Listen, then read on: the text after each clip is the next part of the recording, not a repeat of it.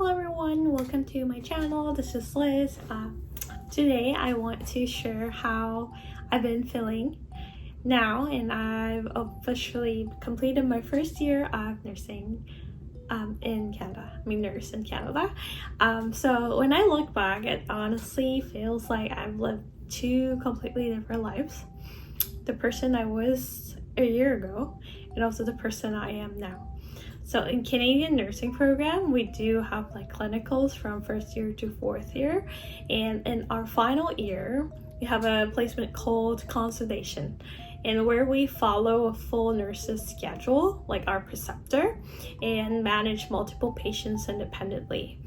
So technically when we graduate, we're ready to work, but being ready on the paper doesn't mean that you actually feel ready. At least that I didn't feel that way.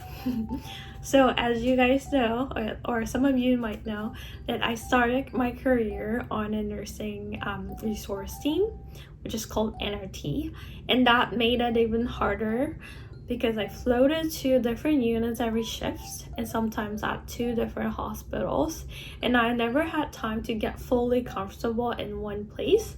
Each floor had its own rhythm, its own culture, and their own expectations and rules. And sometimes I felt like I wasn't living up to what patients or the coworkers expected of me. And it was just emotionally draining all the time. And because I was the primary nurse, I couldn't say that, oh, let me get your nurse anymore. So everyone came directly to me all the time. Doctors, PTOTs, dietitian, patient's family, home care, family members, and all of them. Just like the responsibility is very heavy. But eventually, by little, I adjust the situation and environment.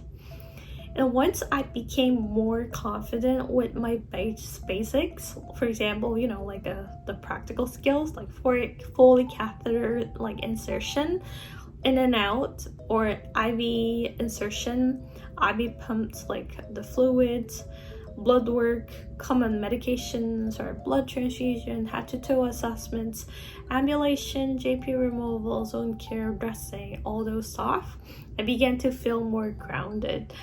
And that's when I started learning about the real heart of nursing. For example, like how to collaborate with physicians and interprofessional teams, how to advocate for my patients, how to communicate clearly under stress, how to stay calm in emergencies, and how to be emotionally present. Not just clinically competent though. I used to be very nervous just picking up the phone. It's just also because my English is my second language.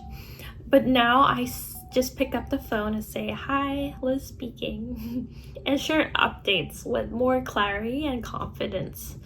And I try to talk to my patients more. Just try to ask them where they live, how they're feeling, if they live with family, or who will be supporting them at home. Sometimes even a short, sincere conversation can shift the energy in the room. And I really felt that all the time. I feel it. So I try to do that. Another thing is that I used to get overwhelmed just thinking about going to work. As a new nurse, it's like nerve-wracking all the time. But now the anxiety is mostly gone. I think that means I've adjusted pretty well. And also I have coworkers that I can trust. I know that when things get overwhelming, I'm not alone. I can always ask for help. And even when the day seems impossible, I remind myself I'll figure it out. I can handle it. And most of the time I do. So one thing I've learned, how to work like really matters. Even if no one says anything out loud, people notice when you show up with honesty, consistency, and just with a heart. So in just 1 year, I've learned so much. Our unit has 4 different services. Just other than that, there's more services coming as well. For for example, like we have like our own like airway patients, liposuction patients from different services, plus we also have patients from different floor, for example like transplant or GIM, like all those thoracic surgery.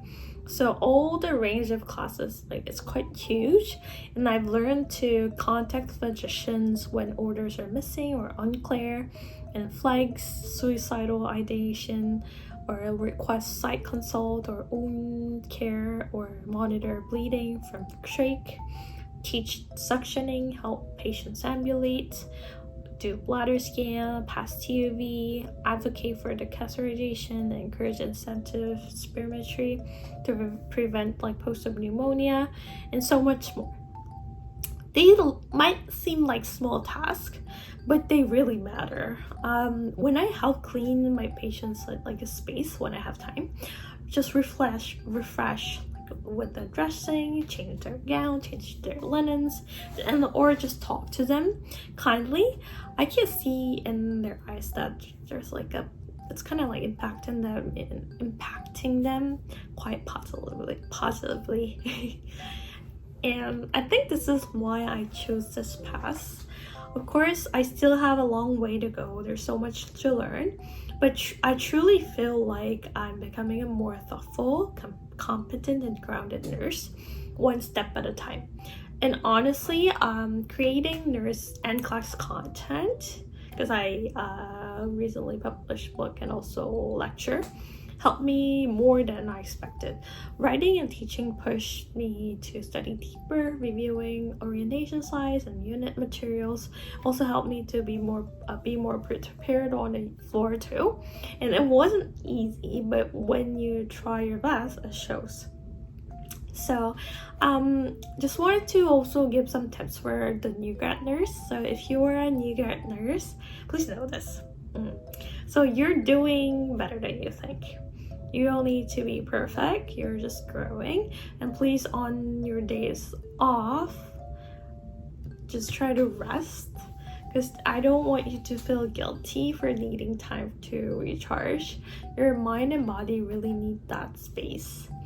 Another thing is that helped me a lot was finding a good kind of like a exercise that fits me. After I started moving my body more, I could really feel myself healing, not just physically, but also mentally too.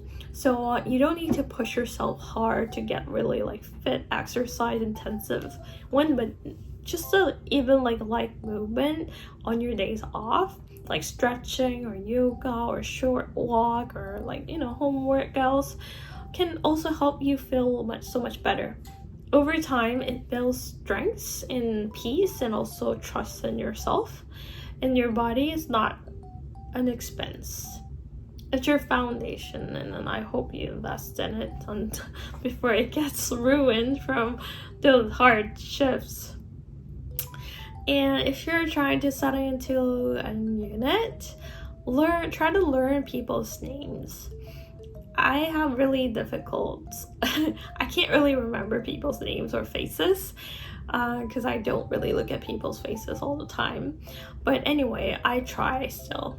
Like nurses, RTs, social workers, clerks, porters.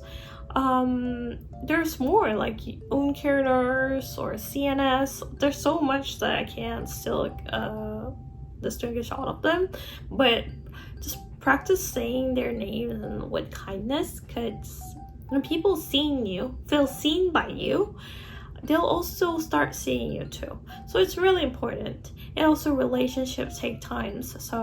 But if you're being just genuine and consistent, people will notice. If they don't notice you, that's not your fault. It's just their shame of them, because they can't recognize you that you're a good worker, good colleague who they can rely on. But anyway, and if your assignments ever feels too heavy, please don't feel afraid to speak up. I mean, you should still be polite, but ask politely. But ask your charge nurse to for support or change your assignments. But if nothing is really changed and you feel like it's unsafe, It's okay to say that I can't manage this safely today, and you can escalate too even further. And being firm isn't rude. Sometimes saying no is part of being a safe nurse. And please don't push yourself too hard. If it's a rough shift and you need to take an Uber home, just take it. Saving a few dollars isn't worth sacrificing your health. I know that some of you might not agree with me and you're thinking that I'm wasting my money. But if you think about that, for example, like you had a really hard shift, you can't even lift one leg, and then you have shift tomorrow and the next day again. It's better to just Uber home and get rest and then come back work safely without just calling out, rather than just calling sick.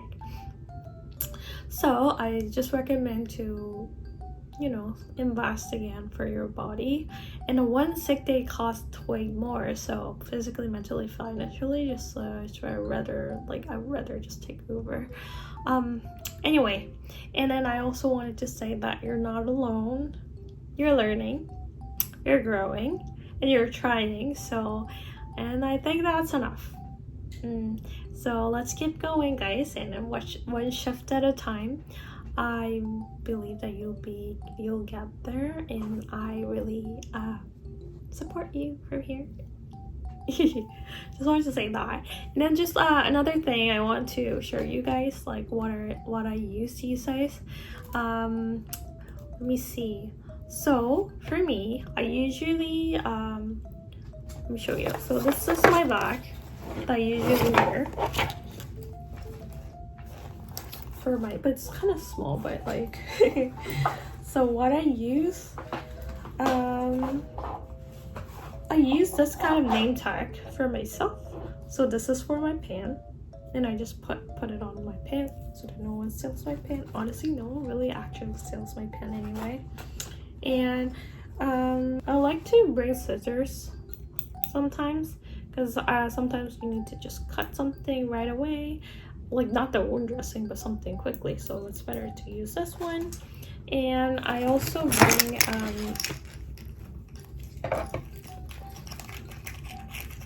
this to put my ID in it, and then I bring tape just in case. And then this is important, I also use this. This is the small flashlight. You can get it from Amazon or even like Dollarama. I find it very useful to just look at patients, you know, inside of their mouth, or look at their flap, or look at their own.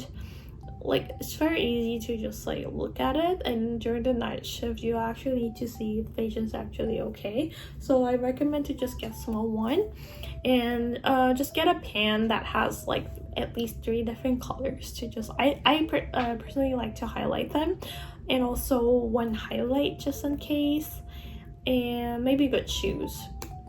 That's something that I also wanted to emphasize, guys. I used to not spend a lot of money on my scrubs and my shoes, because I always thought that I don't want to waste my money for my work. And then I realized I've been on my feet half of my time in like maybe like half months I'm at work, right? So it's very important to use good shoes, and even though it's expensive, I highly recommend you buy one so that you have a better health. Because I got really bad foot pain, and it took me a while to get recovered, and I still feel pain sometimes, but I got much better after I changed my shoes. So I really highly encourage you to get a good shoes, and maybe good scrub if you can. Not the expensive one, but at least a decent one that has maybe waterproof, or you know, it's a better. Also change your mood when you wear the cute scrubs. And maybe it might be good for you to just bring some hair clips so that you can clip your hair, and then maybe loosen it when you're going home. And maybe I actually bring some coffee with me all the time, because sometimes I forget to drop by like Starbucks or get coffee, so I use these ones for emergencies. because I really need coffee before work. And also, I think that's about it. Just try to bring everything that you can. Be prepared. You got this. And always check your pay stub if you can, because sometimes they're miscalculating time to time. I think that's about it. Okay, so guys, thank you for watching this video. I hope you have a good day, and I'll see you in my next video.